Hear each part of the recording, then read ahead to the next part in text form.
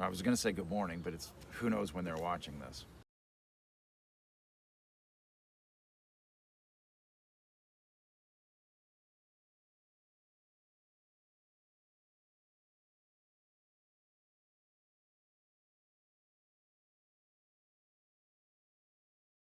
How about welcome back to my channel? And just like the rest of my life, the weather here doesn't want to make any sense. It's cold one day and springtime warm the next, and we're back to being cold. So I'm going to film this as quickly as possible and then get back inside where the fresh pot of coffee is waiting. But something very important and very interesting has happened, and I need to share it with you, and I want to share it with you in detail. We've talked on this channel before, and especially in the chat or the comment section of my videos, about what it's going to be like for someone to come over here if they report to the local sheriff's office that they're going to come. Now, when I left Fort Lauderdale and came to Germany, or came to Europe, it was about a week before the International Megan's Law went into effect. So I didn't have to notify anybody, and I didn't have to report when I got here, blah, blah, blah, blah, blah.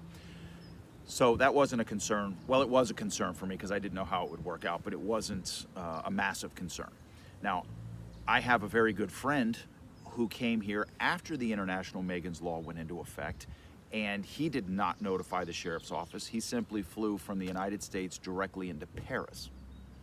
I know I was going to say a second man, but he would be the third man because I'm a man, my friend's a man. So this third man also flew from somewhere else in the United States to Paris after the International Megan's Law and had no issue getting through. But the big question was, what would happen if someone went to the sheriff's office and reported that they were coming, and the United States notified the country that they were traveling to?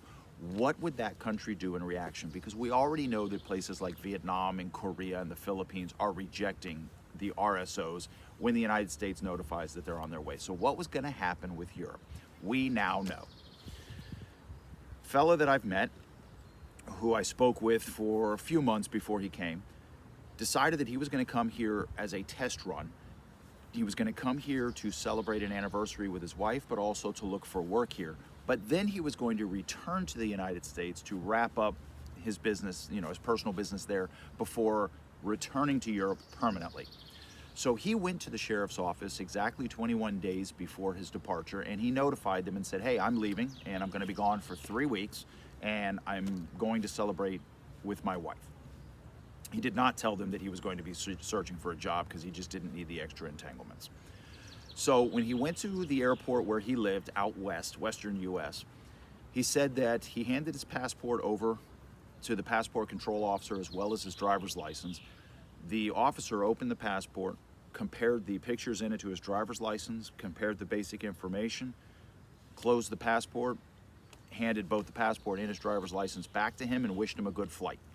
Now, it should be noted that when this gentleman went and got his passport recently, when he received it, it did not have the marking on the inside that the IML requires. We're not sure yet who bears the responsibility of putting that in there. As part of the passport process, when he applied for it, nobody asked him about it. So we don't feel like it was his responsibility to put it in there. He certainly didn't want it in there. So anyway, so he gets through passport control, boards his plane for the very, very long flight to Germany. I'm going to throw up a quick picture here of the actual plane that he was on, just because I'm an airplane buff and I like those kind of details. So he lands in Germany the next day, because it was an overnight flight. And when he's coming off of the airplane, there were 2 police officers on the jetway before he actually entered the terminal that were checking the passports of every man coming off the flight, not women.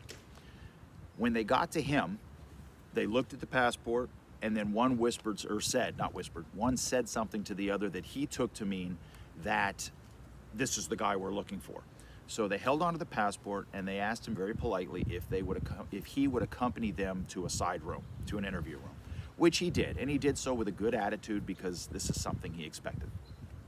So they took him into this side room, and they asked him some questions. And the first question was, do you know why you're being detained? And he said, well, yeah, I think the Americans probably sent you a notification that I'm coming, and it probably was something that was not nice and probably made me look really bad. And they agreed that, yes, that's exactly what happened.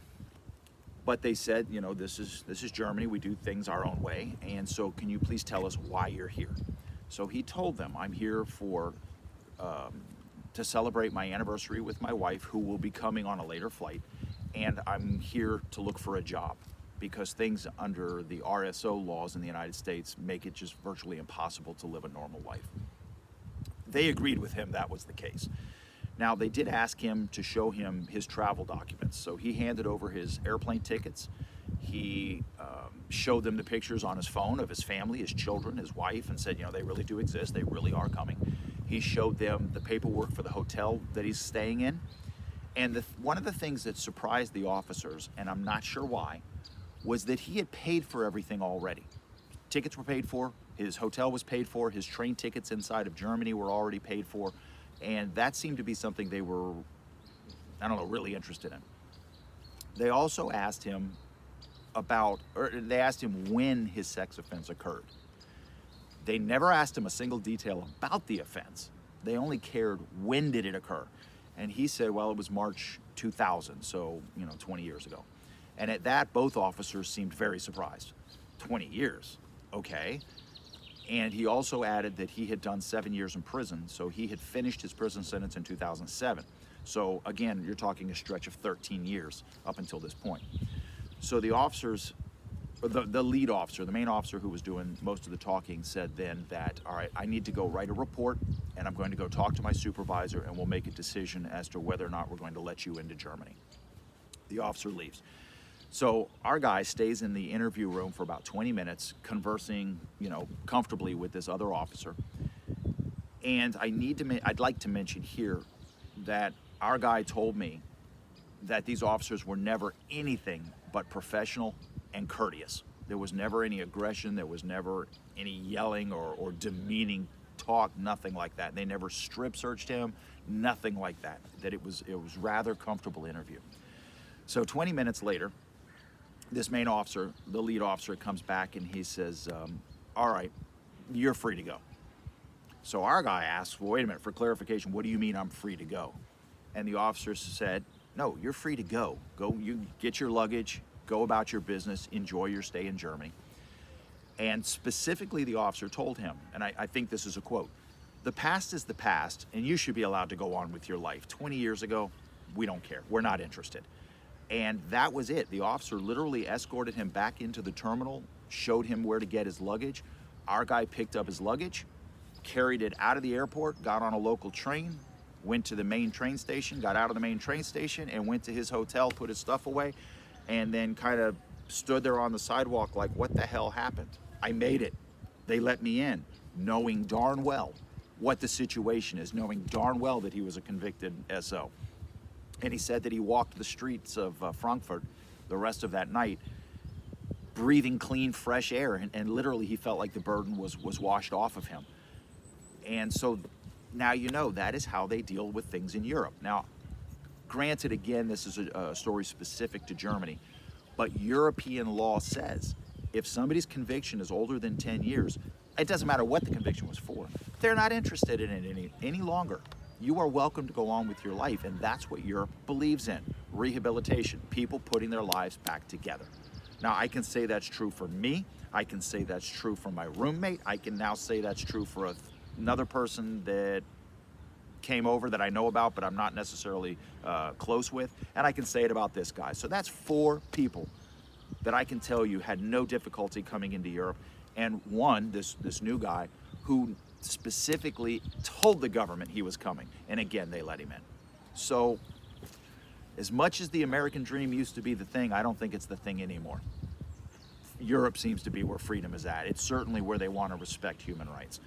So I'll close this video out on a very positive note, and I'm going to say what I always say. If you're not happy about your situation, you need to do something about it, because I now know 4 men that have done it and succeeded. Let me say one more thing as my roommate is about to push the end button for the transmission.